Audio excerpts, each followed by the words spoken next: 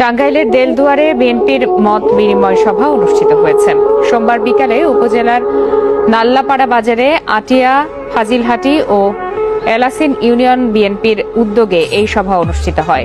এতে প্রধান অতিথি ছিলেন বাংলাদেশ জাতীয়তাবাদী নাগরিক প্রজন্ম দলের সভাপতি জুয়েল সরকার। বক্তারা বলেন, বিগত সময়ে দেলদুয়ার থেকে কেউই সংসদ সদস্য নির্বাচিত হননি। আগামী নির্বাচন বিএনপি থেকে তাকে মনোনয়ন দেওয়ার আহ্বান জানান তারা। সভায় বিএনপি ও অঙ্গ সংগঠনের নেতাকর্মীরা উপস্থিত ছিলেন।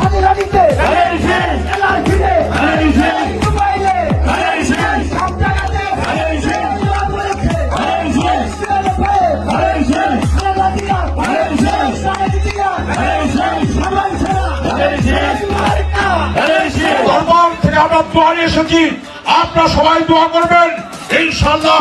এবার আমরা নাগরপুরবাসীকে বলতে চাই, আপনারা আসুন আর আমাদের দেলদুয়ারকে আপনাদের দেলদুয়ারের পাশে দাঁড়ান।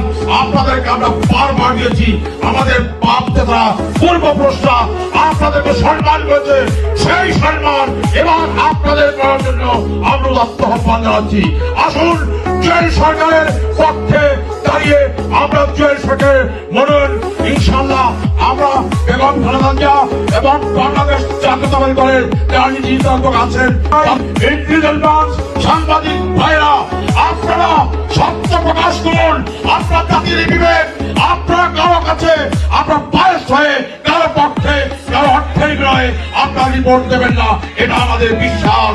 তাই আপনারা আমাদের দলের হাইকমান্ডকে এবং প্রশাসনের মাধ্যমে আপনারা জানিয়ে দেন, জুয়েল সরকার হচ্ছে একমাত্র সৎ, যোগ্য এবং আমাদের প্রাণের একজন প্রার্থী। জুয়েল সরকার প্রার্থী নয়, এই প্রার্থী হচ্ছে দেলদুয়ার নাগরপুরের প্রতিটি বিএনপি সংগ্রামী জনতা। আমরা সবাই জুয়েল সরকার হয়ে আমরা সর্বশক্তি আল্লাহ রাব্বুল আলামিনের কাছে আমরা প্রয়াস করি এবং আমাদের মাঝে উপস্থিত আছেন, যার জন্য আমরা এই মানুষগুলো একাত্র হয়েছি। আমাদের দুর্দিনের বন্ধু, আমাদের পাশে সুখে দুঃখে সবসময় আমাদের পাশে ছিলেন, সে আমাদের বন্ধু জুয়েল সরকার। সংগ্রামী সাধু ভাইরা, আমি সংক্ষিপ্ত উপস্থাপন করব। এই ফেসিবাদ শেখ হাসিনার আমলে আমরা অনেকেই জেল কেটেছি, অনেকেই নির্যাতিত হয়েছি, রাতে ঘুমাইতে পারি নাই, আমাদের কেস জুলুম করে বিভিন্ন হয়রানি করেছে।